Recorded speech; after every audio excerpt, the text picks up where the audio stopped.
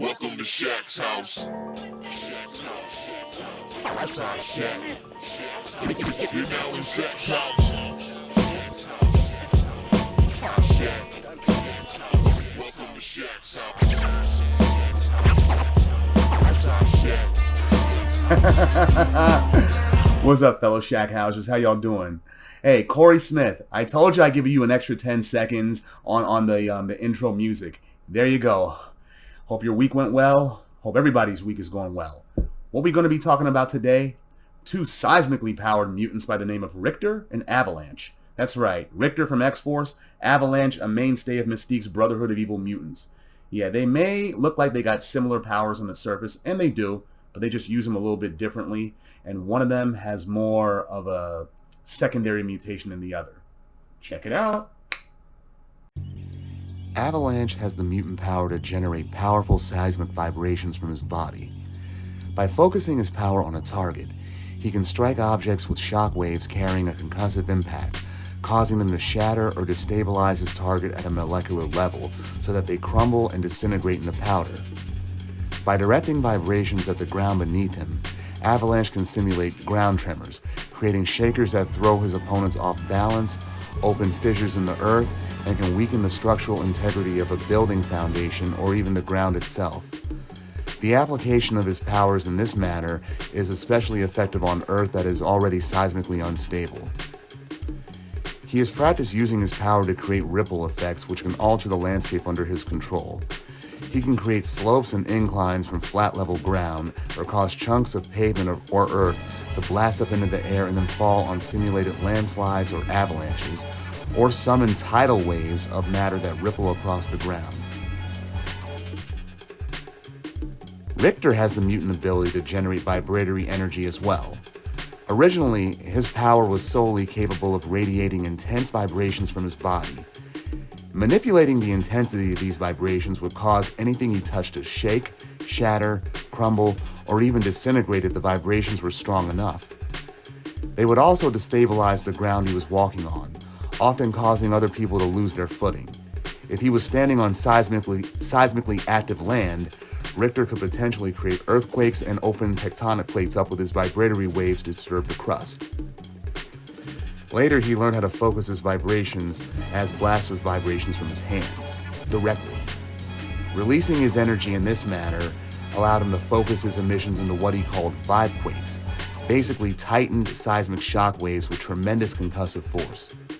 These vibratory wavelengths could be mentally adjusted by Rictor himself to fit any different target or effect that he wished to create, from blowing out a tire to collapsing entire buildings. Now Rictor, he's immune to the harmful effects of his power, and he has at least some level of mental attunement to geological phenomena, which allows him to feel the earth beneath his feet and detect changes in the environment around him. His power further mutated to the point where he can now identify vibratory resonance of specific forms of rock or crystal, seeking out new samples based on the reading of one source.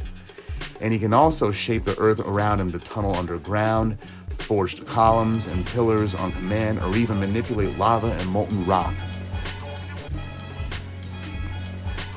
Here's some differences between the characters. Avalanche, he's a Greek immigrant. Rictor, he's a white Mexican. And yes, I know plenty of Mexicans have Anglo surnames, like actors and actresses Anthony Quinn or Laura Herring, who have Irish and German in their backgrounds as well. But Rictor, he's no different.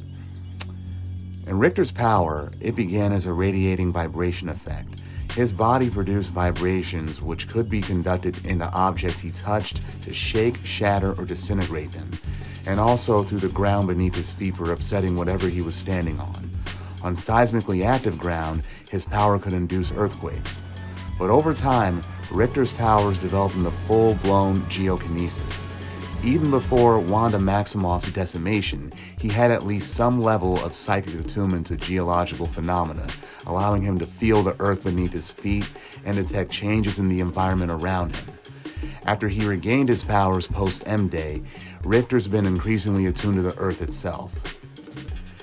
Avalanche, his power, his ability to generate vibratory waves, they cannot be used against organic matter.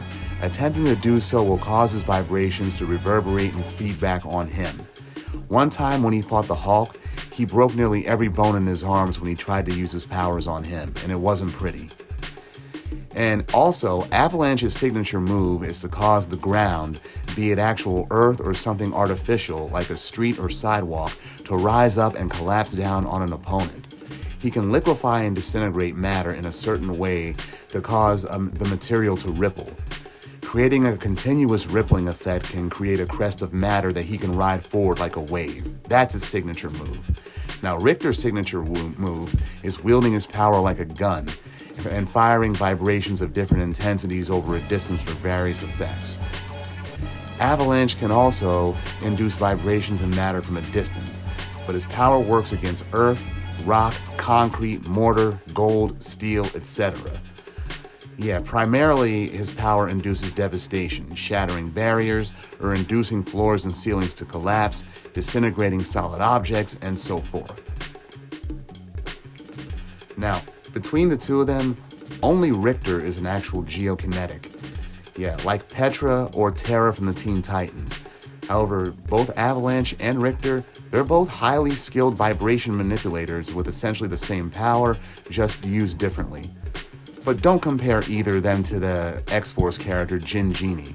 Yeah, you know, she's got the same ability, generating seismic vibratory waves, but she's got a pregame. She's got a drink before she uses her power.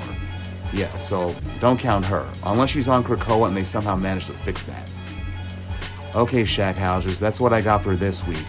Next week, I do got a big surprise for you guys. Yeah, it's in anticipation of the Ant-Man movie.